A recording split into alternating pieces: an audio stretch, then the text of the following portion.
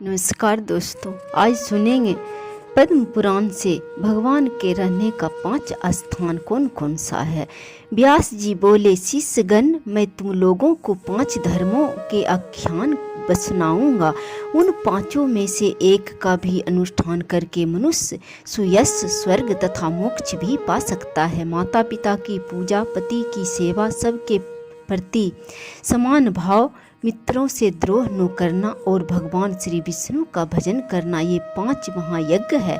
ब्राह्मणों, पहले माता पिता की पूजा करके मनुष्य जिस धर्म का साधन करता है वह इस पृथ्वी पर सैकड़ों यज्ञों तथा तीर्थ यात्रा आदि के द्वारा भी दुर्लभ है। पिता धर्म है, पिता स्वर्ग है और पिता ही सर्वोत्कृष्ट तपस्या है। पिता के प्रसन्न हो जाने पर संपूर्ण देवता प्रसन्न हो जाते हैं। जिसकी सेवा और सद्गुणों से पिता माता संतुष्ट रहते हैं, उस पुत्र को प्रतिदिन गंगा स्नान का फल मिलता है। माता सर्व तीर्थमयी है और पिता संपूर्ण देवताओं का स्वरूप है। इसलिए सब प्रकार से यत्न पूर्वक माता पिता का पूजन करना चाहिए। जो माता पिता की प्रदक्षिणा करता है उसके द्वारा 7 दीपों से युक्त समूची पृथ्वी की परिक्रमा हो जाती है। माता पिता को प्रणाम करते समय जिसके हाथ, मस्तक और घुटने पृथ्वी पर टिकते हैं वह अच्छे स्वर्ग को प्राप्त होता है। जब तक माता पिता के चरणों की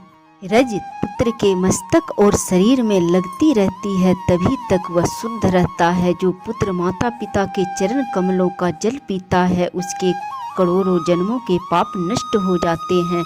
वह मनुष्य संसार में धन्य है। जो नीच पुरुष माता पिता की आज्ञा का उल्लंघन करता है वह महाप्रलय पर्यंत नरक में निवास करता है। जो रोगी, वृद्ध, जीविका से रहित, अंधे और बहरे पिता को त्याग कर चला जाता है वह रौरव नामक नरक में पड़ता है। इतना ही नहीं, उसे अन्यंतजों, मरेच्छों और चंडालों की योनि में जन्म लेना पड़ता है। माता पिता का पालन पोषण न करने से समस्त पुण्यों का नाश हो जाता है। माता पिता की आराधना न करके पुत्र यदि तीर्थ और देवताओं का भी सेवन करे तो उसे उसका फल नहीं मिलता। ब्राह्मणों, इस विषय में मैं एक प्राचीन इतिहास कहता हूँ, यत्न पूर्वक उसका श्रवण करो। इसका श्रवण करके भूतल पर फिर भी कभी तुम्हें मोह नहीं व्यापेगा।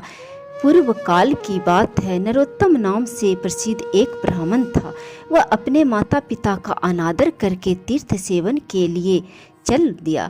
सब तीर्थों में घूमते हुए उस ब्राह्मण के वस्त्र प्रतिदिन आकाश में ही सूखते थे। इससे उसके मन में बड़ा भारी अहंकार हो गया। वह समझने लगा, मेरे समान पुण्य आत्मा और महायशस्वी दूसरा कोई नहीं है। एक दिन वह मुख ऊपर की ओर करके ही यही बात कह रहा था। इतने में ही एक बगुले ने उसके मुख पर बिट कर दी। तब ब्राह्मण ने क्रोध में आकर उसे श्राप दे दिया। बेचारा बगुला राख की ढेर बनकर पृथ्वी पर गिर पड़ा। बगुले की मृत्यु होते ही नरोत्तम के भीतर महामोह ने प्रवेश किया। उसी पाप से अब ब्राह्मण का वस्त्र आकाश में नहीं ठहरता था। यह जानकर उसे बड़ा खेद हुआ।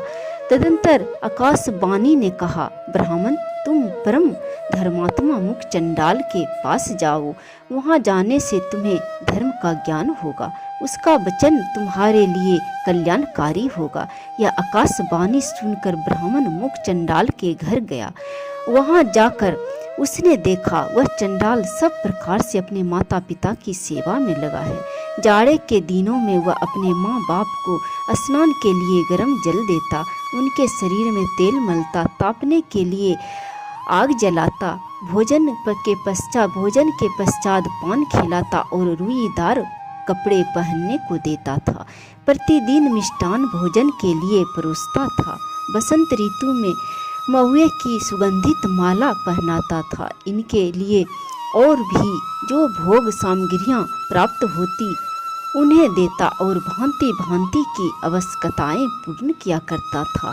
गर्मी के मौसम में प्रतिदिन माता पिता को पंखा झलता था। इस प्रकार नित्य प्रति उनकी परिचर्या करके ही वह भोजन करता था।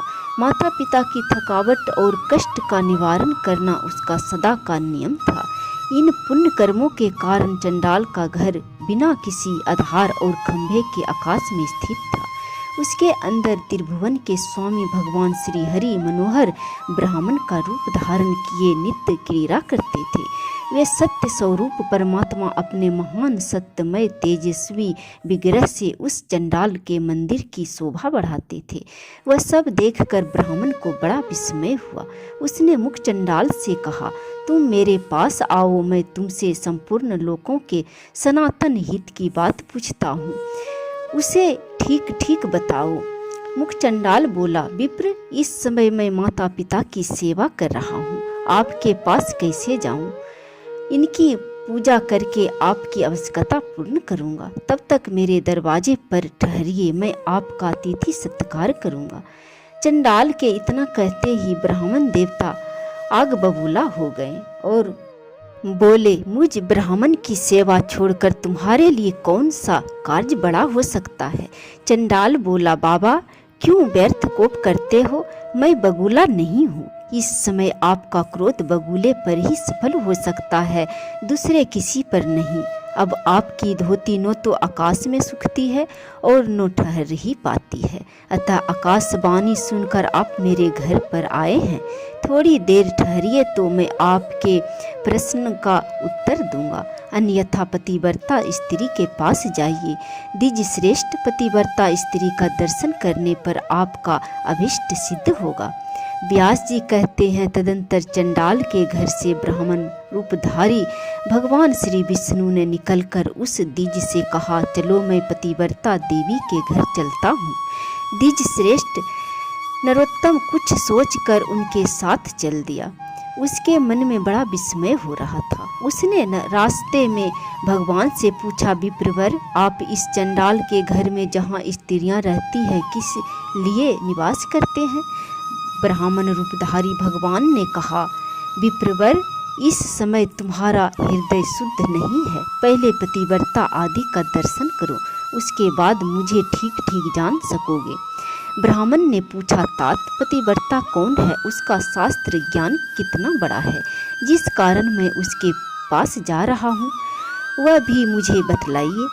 श्री भगवान बोले, ब्राह्मण, नदियों में गंगा जी, स्त्रियों में पतिव्रता और देवताओं में भगवान श्री विष्णु श्रेष्ठ है। जो पतिव्रता नारी प्रतिदिन अपने पति के हित साधन में लगी रहती है, वह अपने पितृ कुल और पति कुल दोनों कुलों की 100 पीढ़ियों का उद्धार कर देती है। ब्राह्मण ने पूछा, द्विज श्रेष्ठ, कौन स्त्री पतिव्रता होती है? पतिव्रता का क्या लक्षण है? मैं जिस प्रकार इस बात को ठीक ठीक समझ सकूं, उस प्रकार उपदेश कीजिए। श्री भगवान बोले, जो स्त्री पुत्र की अपेक्षा 100 गुना स्नेह से पति की आराधना करती है, राजा के समान उसका भय मानती है और पति को भगवान का स्वरूप समझती है, वह पतिव्रता है। जो गृह कार्य करने में दासी, रमन काल में वेश्या, भोजन के समय में माता के समान आचरण करती है और जो विपत्ति में स्वामी को नेक सलाह देकर मंत्री का काम करती है, वह स्त्री पतिव्रता मानी गई है। जो मन, वाणी, शरीर और क्रियाओं द्वारा कभी पति की आज्ञा का उल्लंघन नहीं करती तथा हमेशा पति के भोजन कर लेने पर ही भोजन करती है, उस स्त्री को पतिव्रता समझना चाहिए। जिस जिस शया पर पति शयन करते हैं, वहाँ वहाँ जो प्रतिदिन यत्न पूर्वक उनकी पूजा करती है, पति के प्रति कभी जिसके मन में डाह नहीं पैदा होती, कृपणता नहीं आती और जो मान भी नहीं करती, पति की ओर से आदर मिले या अनादर दोनों में जिसकी समान बुद्धि रहती है, ऐसी स्त्री को पतिव्रता कहते हैं। जो साध्वी स्त्री सुंदर वेशधारी पुरुष को देखकर उसे भ्राता, पिता अथवा पुत्र मानती है, वह भी पतिव्रता है। द्विज श्रेष्ठ, तुम उस पतिव्रता के पास जाओ और उसे अपना मनोरथ कह सुनाओ। उसका नाम शोभा है, वह रूपवती युवती, उसके हृदय में दया भरी है, वह बड़ी यशस्विनी है। उसके पास जाकर तुम अपने हित की बात पूछो। व्यास जी कहते हैं, योग कहकर भगवान वही अंतर ध्यान हो गए। उन्हें अदृश्य होते देख ब्राह्मण को बड़ा आश्चर्य हुआ। उसने पतिव्रता के घर जाकर उसके विषय में पूछा। अतिथि की बोली सुनकर पतिव्रता स्त्री वेग पूर्वक घर से निकली और ब्राह्मण को आया देखकर दरवाजे पर खड़ी हो गई। ब्राह्मण ने उसे देखकर प्रसन्नता पूर्वक उससे कहा, देवी, तुमने जैसा देखा और समझा है उसके अनुसार स्वयं ही सोचकर मेरे लिए प्रिय और हित की बात बताओ। पतिव्रता बोली, ब्राह्मण, इस समय मुझे पतिदेव की पूजा करनी है, अतः अवकाश नहीं है, मुझे समय नहीं है, इसलिए आपका कार्य पीछे करूंगी। इस समय मेरा आतिथ्य ग्रहण कीजिए। ब्राह्मण बोला, कल्याणी, मेरे शरीर में इस समय भूख प्यास और थकावट नहीं है, मुझे अभिष्ट बात बताओ, नहीं तो तुम्हें श्राप दे दूंगा। तब उस पतिव्रता ने भी कहा, द्विज श्रेष्ठ, मैं बबूला नहीं हूँ, आप धर्म तुलाधार के पास जाइए और उन्हीं से अपने हित की बातें पूछिए। यो कहकर वह महाभागा पतिव्रता के घर भीतर चली गई। तब ब्राह्मण ने चंडाल के घर की भांति वहाँ भी विप्र रूपधारी भगवान को देखा।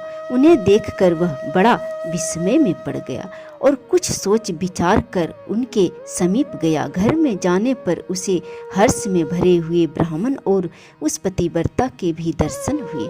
उन्हें देखकर नरोत्तम ब्राह्मण ने कहा, तात, देशांतर में जो घटना घटी थी उसे इस पतिव्रता देवी ने भी बता दिया और चंडाल ने तो बता ही दिया था। ये लोग उस घटना को कैसे जानते हैं? इस बात को लेकर मुझे बड़ा विस्मय हो रहा है। इसे बढ़कर महान आश्चर्य और क्या हो सकता है? श्री भगवान बोले, तात, महात्मा पुरुष अत्यंत पुण्य और सदाचार के बल पर सबका कारण जान लेते हैं, जिसे तुम्हें विस्मय हुआ है। मुनि, बताओ, इस समय उस पतिव्रता ने तुमसे क्या कहा? ब्राह्मण ने कहा, वह तो मुझे धर्म तुलाधार से प्रश्न करने के लिए उपदेश देती है। श्री भगवान बोले, मुनि श्रेष्ठ, आओ मैं उसके पास चलता हूँ। यो कहकर भगवान जब चलने लगे तब ब्राह्मण ने पूछा, तुलाधार कहाँ रहता है? श्री भगवान ने कहा, जहाँ मनुष्यों की भीड़ एकत्रित है और नाना प्रकार के द्रव्यों की बिक्री हो रही है, उस बाजार में तुलाधार वैसे इधर उधर क्रय विक्रय करता है। उसने कभी मन, वाणी या क्रिया द्वारा किसी का कुछ बिगाड़ नहीं किया है, असत्य नहीं बोला और दुष्टता नहीं की।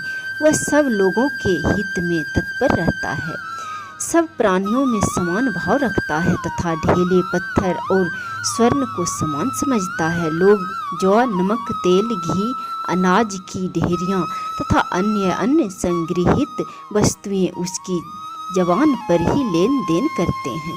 वह प्रांत उपस्थित होने पर भी सत्य छोड़कर कभी भी झूठ नहीं बोलता, इसी से वह धर्म तुलाधार कहलाता है। श्री भगवान के योग कहने पर ब्राह्मण ने नाना प्रकार के रसों को बेचते हुए तुलाधार को देखा। वह बिक्री की वस्तुओं के संबंध में बातें कर रहा था। बहुत से पुरुष और स्त्रियां उसे चारों ओर से घेर कर खड़ी थी। ब्राह्मण को उपस्थित देखकर तुलाधार ने मधुर वाणी में पूछा, ब्राह्मण, यहाँ कैसे पधारना हुआ? ब्राह्मण ने कहा, मुझे धर्म का उपदेश करो, मैं इसलिए तुम्हारे पास आया हूँ। तुलाधार बोला, विप्रवर, जब तक लोग मेरे पास रहेंगे तब तक मैं निश्चिंत नहीं हो सकूँगा। पहर भर रात तक यही हालत रहेगी, अतः आप मेरा उपदेश मानकर धर्म कथा के आगे का भाग में दूसरे वीडियो में डाल